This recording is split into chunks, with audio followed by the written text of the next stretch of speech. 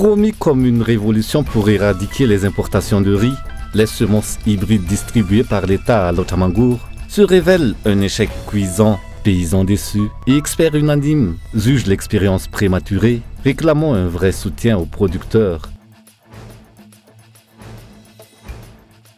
Madagascar figure parmi les 10 pays les plus pauvres du monde et près de la moitié de sa population vit dans l'extrême pauvreté, un constat qui contredit, selon les analystes, l'image de progrès brandie par le pouvoir qui semble ignorer la situation qui prévaut dans le pays. Dans l'actualité internationale, au Brésil, la Cour suprême a déclaré coupable l'ex-président brésilien Jair Bolsonaro, 70 ans, le condamnant à 27 ans et 3 mois de prison pour tentative de coup d'État en janvier 2023. Il est aussi frappé d'inéligibilité, un séisme à un peu plus d'un an de la présidentielle de 2026.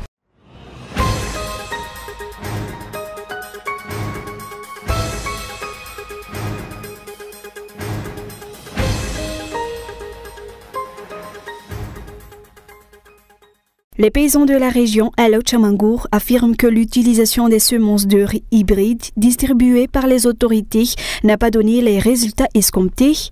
Selon des spécialistes de l'agriculture, il est encore trop tôt pour introduire ce type de culture à Madagascar. La priorité devrait être le soutien direct aux producteurs si l'on veut réellement accroître la production risicole. Le 4 février 2025, à Tanabe, à l'Otchamangour, le président Andradzen avait lancé en grande pompe la distribution de semences hybrides importées de Chine. Il avait alors assuré que ces semences permettraient de multiplier par 4 à 6 les rendements, soit de 10 à 12 tonnes de riz par hectare, contre 2 à 3 tonnes en moyenne avec les semences traditionnelles. Selon lui, Madagascar n'aurait plus besoin d'importer du riz une fois atteint l'objectif d'1 million de tonnes supplémentaires par an.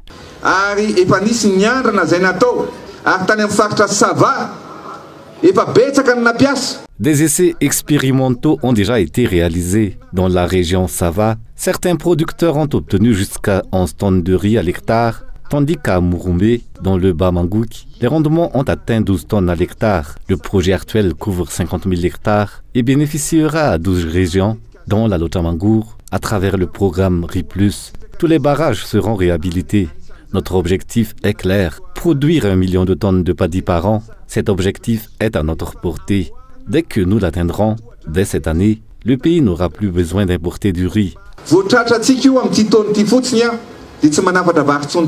Mais 6 mois plus tard, la réalité contredit ces promesses. Non seulement les objectifs n'ont pas été atteints, mais les importations de riz ont explosé, 370 000 tonnes entre janvier et juin 2025, contre 125 000 tonnes sur la même période en 2024. Une hausse de 245 000 tonnes, soit plus de 194% selon les chiffres de la Banque centrale de Madagascar. Les observateurs s'interrogent, si le riz hybride était efficace, pourquoi importer davantage? À des cultures d'Otchamangour, bénéficiaires des semences distribuées, confirment l'échec. Les rendements sont loin d'atteindre les 10 à 12 tonnes annoncées et certains champs ont même produit très peu.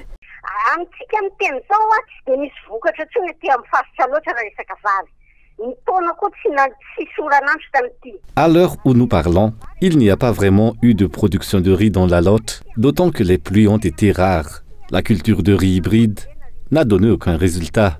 Les paysans se plaignent et préconisent un retour aux semences traditionnelles de Makaluk. Seule la région d'Amparafaravoul a produit du riz cette année. Il est faux de dire que la culture de riz hybride a donné des résultats positifs. Ce n'est pas vrai.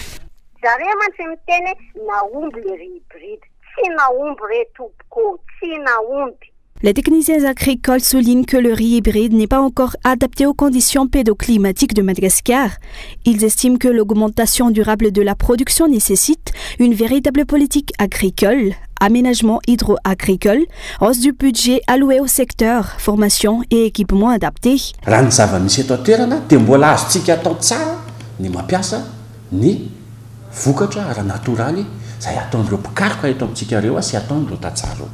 Nous pouvons tirer parti des produits naturels développés par nos chercheurs sans recourir aux semences hybrides. Il est possible d'augmenter la production jusqu'à 3,5 tonnes par hectare. Tout peut être amélioré, mais les limites actuelles proviennent surtout du manque de budget et de soutien au secteur agricole. Si l'on prend en compte la production, sa synchronisation, le stockage ainsi que le pouvoir d'achat, il apparaît qu'il n'est pas nécessaire d'avoir recours au riz hybride.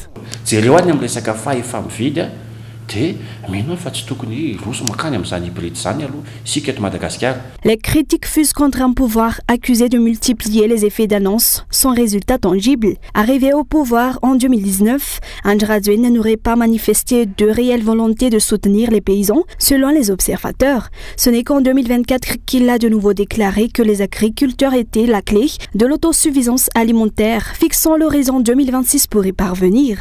Mais sur le terrain, les rizières restent à l'abandon et l'objectif d'autosuffisance paraît encore lointain si le pays persiste dans des projets jugés précipités et purement médiatiques.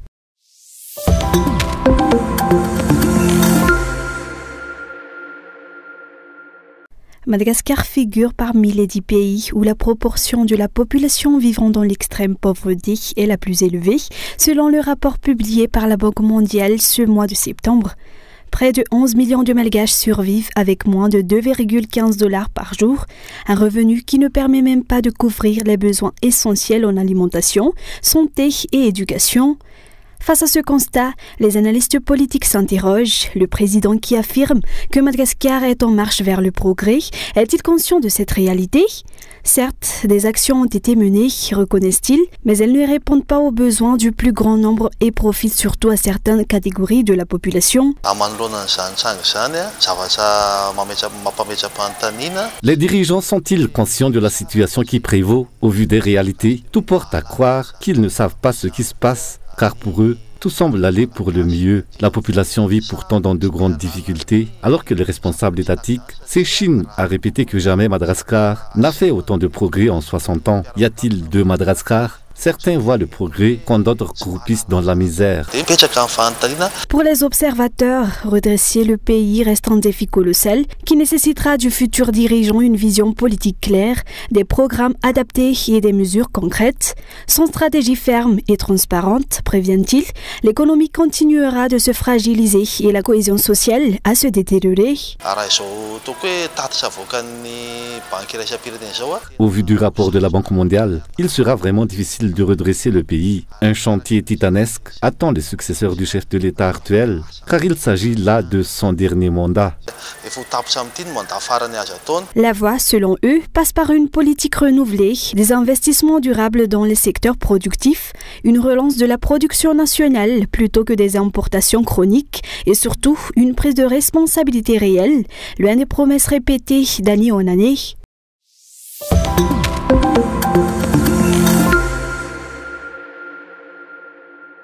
Le Fonds monétaire international FMI alerte sur l'avenir économique incertain de Madagascar en 2025. Selon les constats effectués par une mission du FMI du 4 au 10 septembre dernier, dans le cadre de l'évaluation du programme FEC et FRD, les recettes fiscales restent insuffisantes face aux dépenses publiques, créant un déficit budgétaire préoccupant. Les économistes expliquent que cette situation est due à une orientation des fonds publics vers des charges qui ne génèrent pas de richesse, plutôt que vers des projets d'investissement productifs. Les dépenses de fonctionnement sont importantes par rapport aux dépenses d'investissement. Il y a donc un déficit budgétaire, car les dépenses et les recettes ne s'équilibrent pas. Lorsque le prix du carburant augmente, cela crée une inflation généralisée, mais lorsqu'il descend, il n'y a pas d'impact positif pour la population. Le gouvernement a tenté d'élargir la base fiscale en taxant notamment de nouveaux secteurs comme le mobile money et les emprunts bancaires, mais ces mesures n'ont pas encore produit d'impact tangible sur l'économie. L'inflation demeure élevée malgré une légère tendance à la baisse. Elle a atteint 7,9% en juillet 2025 par rapport à la même période en 2024. À cela s'ajoutent des difficultés techniques dans le secteur minier et les effets des chocs extérieurs tels que la variation des prix internationaux et les incertitudes économiques mondiales. La mission du FMI prévient que ces facteurs pèsent lourdement sur les perspectives du pays et appelle les autorités à rectifier le tir dans le projet de loi de finances 2026 qui sera prochainement examiné.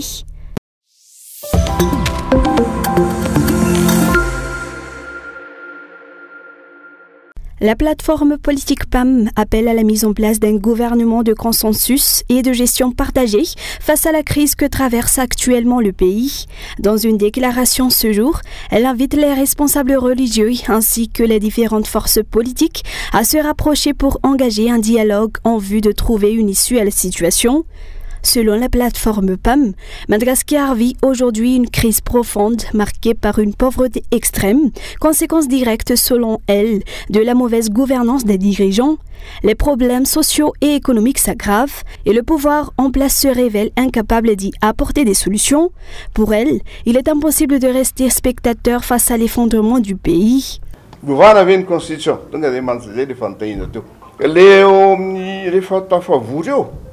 Il n'est pas de notre ressort de demander un changement de constitution ou non. Notre objectif est de réunir les différentes entités pour discuter de ce qui va et de ce qui ne va pas. Chacun doit apporter son point de vue dans l'optique d'améliorer les conditions de vie dans le pays. Pour l'heure, déplore la plateforme PAM, le pouvoir en place persiste à ne pas écouter, préférant poursuivre son propre agenda, alors même qu'il présente Madagascar comme un pays en progrès et en stabilité. Une vision en total décalage, selon elle, avec le quotidien de la population confrontée à des difficultés persistantes et non résolues.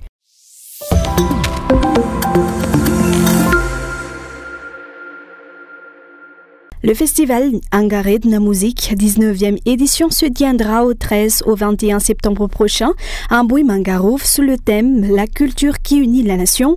Cette manifestation qui met en avant la cohésion sociale à travers la culture proposera diverses animations ludiques.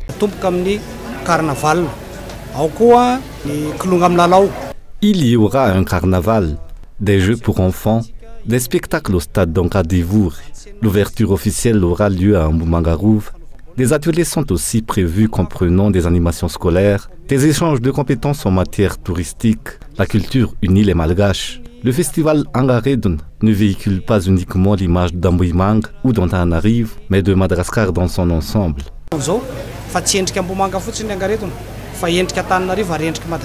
Outre ces activités, une vingtaine d'artistes se succéderont sur scène. Parmi eux, Jean Pissot, invité d'honneur, déjà arrivé à Antananarivo pour l'occasion.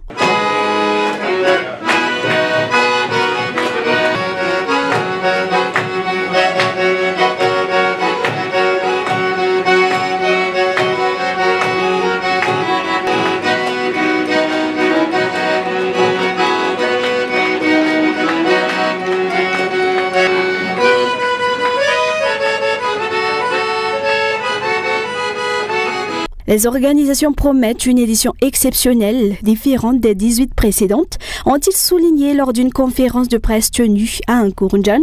L'événement sera également marqué par de nouveaux partenariats.